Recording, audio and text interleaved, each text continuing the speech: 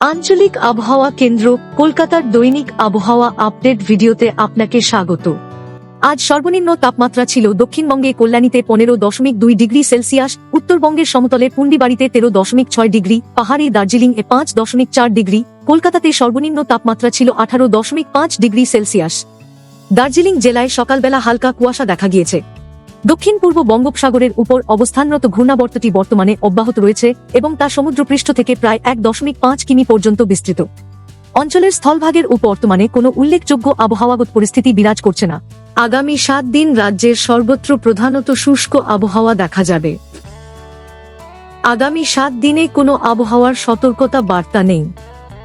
আগামী 2 দিনে সর্বোচ্চ ও সর্বনিম্ন তাপমাত্রার উল্লেখযোগ্য কোনো পরিবর্তনের সম্ভাবনা নেই এবং তারপরে পশ্চিমবঙ্গের সমস্ত জেলায় ধীরে ধীরে 2 থেকে 4 ডিগ্রি সেলসিয়াস তাপমাত্রা বৃদ্ধি পাবে।